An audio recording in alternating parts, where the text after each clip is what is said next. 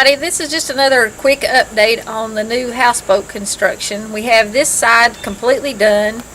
It looks exactly the way I had hoped it would look, and I really like it. It is pretty lightweight. We've had a lot of people say it looks heavy, but it is not. We used very light materials, and I did detail them in another video. It's in the playlist with this one, so you can check that out.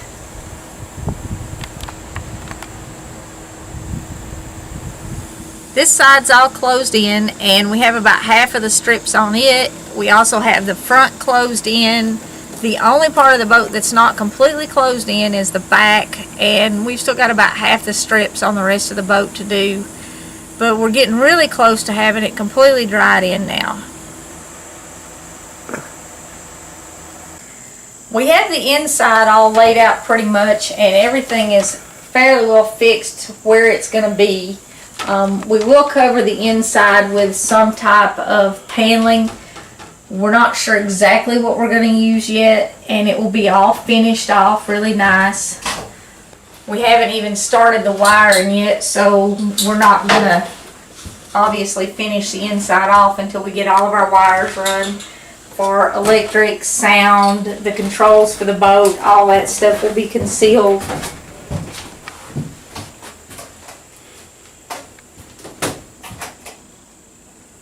We're not really doing any traditional gauges. Everything is kind of going glass cockpit type.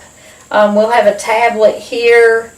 We have moving maps and all kinds of navigation. That they're all apps now, so you don't have to have a lot of stuff. And speedometers, everything like that will all be on the tablet or the phone.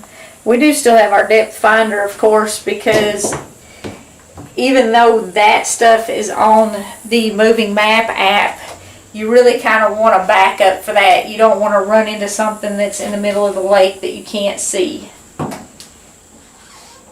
We're going to replace this countertop. It was in pretty bad shape when we took it out, and I have a new faucet already sitting here to go on the sink because that faucet was shot. We are going to take the furnace out of the camper, and it will mount under there where it was before, and the microwave and the range hood, we're going to mount those as well. The range hood, of course, will be over the stove. It will barely fit, and then there'll be a small shelf that goes down to here, and the microwave will be mounted right in here, and we'll run a shelf probably on back to this wall just to tie it all together. There's not really room for top cabinets, but we can at least do a shelf that we can put light stuff on.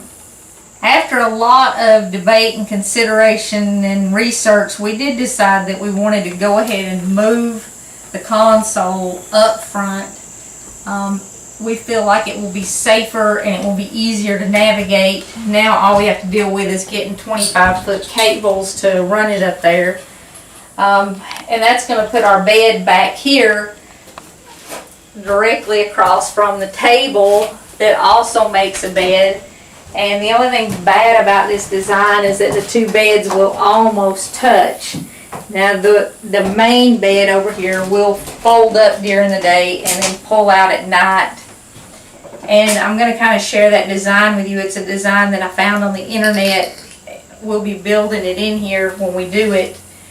Like I said, the only thing bad about this design, the only drawback to it, is that the fold-out bed's going to come to right here, so there will barely be room to stand between these two beds. We did do the bathroom door, though, so that it opens in, so you'll be able to get into it when the bed's folded out. And the bathroom, still, we really haven't done anything to it. We did move the tub to the other side, and we did that for a few reasons. One reason is that all the water will be run up one side of the boat. It won't be crossing the boat the way it was before. We had the tub over here, and the water would have crossed the boat. All right, on the other side of the bathroom, we have this large cabinet that we took out of the camper, and it fits really nice. We'll be able to store a lot of stuff in here, and there is room beside that cabinet to stow our potty. Of course, you will have to pull that out because the back wall of the boat is going to be right there at the edge of that wall where you see it closed in. The rest of this will be back deck for storing fuel, propane, things like that. We have this foam board insulation up here on the ceiling, and we've done a little research looking to see what people do. Is it paintable? Is it stainable? Is there some way to change this color?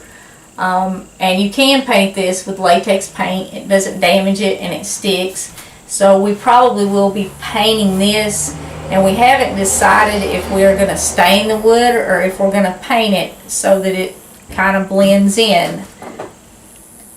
So that's some of the stuff that we're still up in the air on, like exactly what we're going to cover the walls with. All the windows do open, and it actually stays pretty cool in here with the insulated roof and all the windows open. There's really good circulation. Heat doesn't build up. And we haven't decided yet if we're going to try to put an air conditioner in or not. I think we're both kind of leaning toward just fans, but we might change our mind the first time we take it out on the lake if we decide not to go with an air conditioner. You know, like I said, it's something that we're really still debating on. We're definitely not going to do a rooftop air conditioner because we don't want to cut that kind of hole in the roof. One interior decision that we have definitely made, because I got such a good deal on them, is the carpet tiles.